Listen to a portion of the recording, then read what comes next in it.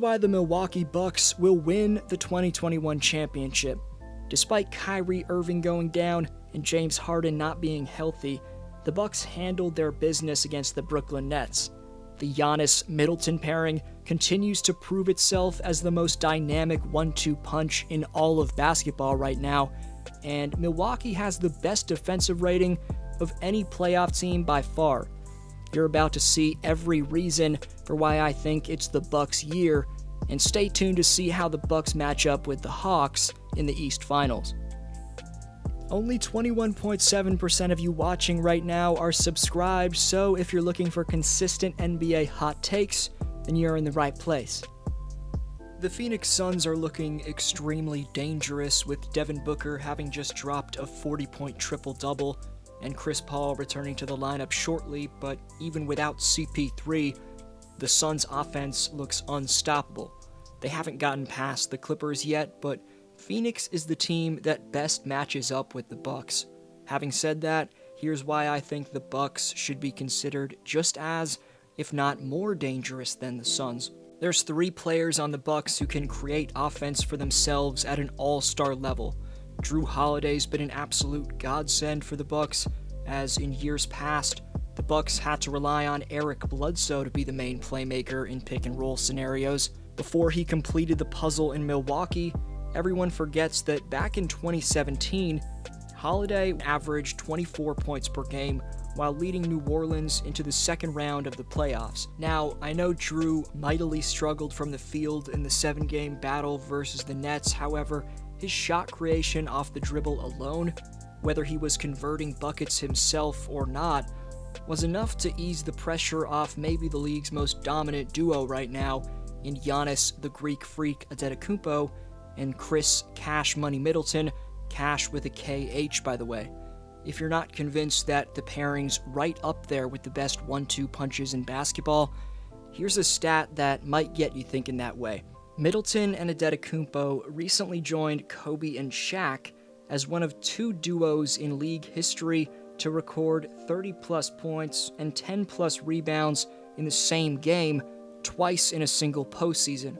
Cash can dice up defenders on the perimeter with crafty hesitation dribbles and a smooth jumper, while the Greek Freak overpowers his defenders with his once-in-a-lifetime slashing ability. We'll start with the Bucks' second option, but their first option in terms of creating and knocking down perimeter jumpers in Middleton. Chris stunned the aggressive and blisteringly loud Brooklyn faithful by dropping 23 points, 10 rebounds, 6 assists, and get this, 5 steals in Game 7. The man's an underrated defender. More on that Milwaukee defense later on, but the most impressive part about Middleton's Game 7 was this stone-cold dagger with the game in the balance down the stretch in overtime. 45 seconds left in overtime, 10 on the shot clock. Middleton spinning and hits. Big bucket for Chris Middleton. Moving on to Giannis, and he may take 34 seconds at the charity stripe, which has been one of the stories of the playoffs, but he's going to force you to send him there, as the man's constantly putting pressure on the defense. But the scary part is, Antetokounmpo's getting more and more confident with his shot from 10 feet, all the way to the 3-point line. If he's hitting his deep-range shots consistently, there's literally nothing defenses can do about it, and you can tell that puts fear into his opponents. That was something perfectly exemplified in the Bucks vs. Nets all-time great showdown, and even though Giannis didn't outplay KD, I love the respect he was giving him all throughout the series.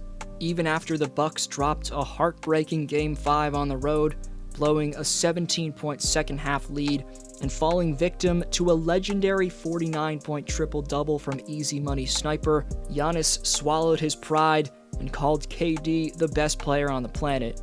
Graceful in defeat, but Antetokounmpo was also graceful after he matched the 48 points Durant had in Game 7 with 40 points of his own. Giannis became the 5th player in NBA postseason history with 40-plus points and 10-plus rebounds in a Game 7, joining Tim Duncan, Charles Barkley, Jerry West, and Elgin Baylor.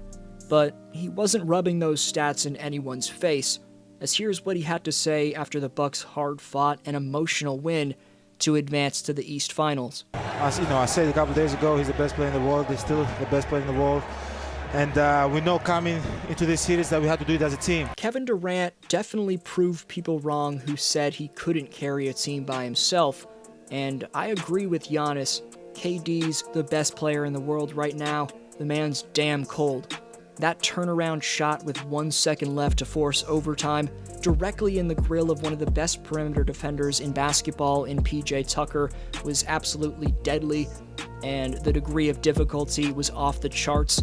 Tucker spoke on that shot post-game, saying, quote, "I actually just laughed after he made it because it was incredible. I actually appreciated it being a fan of the game." You see somebody make that kind of shot, you gotta appreciate it, even though it's on you. But Giannis played pretty damn good himself. For the series, the Greek Freak averaged 32 points, 13 rebounds, 4 assists, and a block per game, while shooting 58% from the floor. If you're going to obsess about the deep-range mastery of Kevin Durant, you should pay that same respect to the beastly attacks to the rim from Giannis Antetokounmpo. His Shaq-like ability to bully defenders out of the way using his overpowering upper body strength and brute force allows him to take over games at will and individually. But to win a championship, you need at least 8 to 10 guys you can count on to get crucial buckets. The most important role player in these playoffs has been Brook Lopez, who, after getting roasted by Durant in the pick and roll during Game 5, made some crucial defensive rotations in Game 7. As I mentioned a minute ago, PJ Tucker's the most elite one-on-one defender in basketball, and now that he's got his reps attempting to lock down the lethalness of Durant, whoever he matches up with next is going to be a walk in the park compared to that. There was, of course, a ton of media attention going to the Nets not having a healthy Harden or Kyrie, and rightfully so. But very few people brought up the Bucks not having a man who started 66 games for them in Dante DiVincenzo. After going down 0-2, Milwaukee took 4 out of 5 against the Vegas favorites to win the NBA title, and for their fans, it's not as sweet as if Kyrie would have been on the floor and Harden would have been at full strength, but at the same time, we have to give the Bucks organization and fan base a lot of credit for this. To overwrite what Milwaukee achieved just because their opponent's best players were out would be silly. Middleton and Holiday struggled for the majority of Game 7 in a hostile environment, but they turned it on when it mattered most and sealed the W for them. It's the shot creation of those two, combined with Giannis's improved passing, that makes the Bucks' three-headed monster a force to be reckoned with. Milwaukee's slayed their biggest dragon, and in many ways, knocking off the hyped-up Brooklyn Nets could be just as gratifying as winning the Larry O'Brien Trophy. They bounced back from faltering a 17-point lead in Game 5.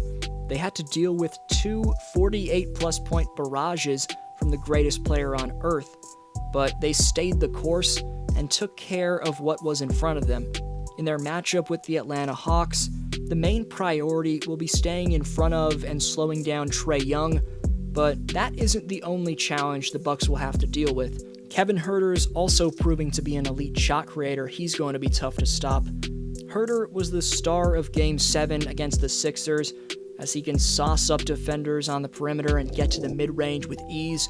Additionally, Bogdan Bogdanovic and Danilo Gallinari give the Hawks a ton of floor spacing and make Atlanta a tough challenge to deal with on the perimeter. This Hawks team has a ton of heart, as they made a comeback from down 18 points in Game 4 and followed that up with a 26-point comeback in Game 5.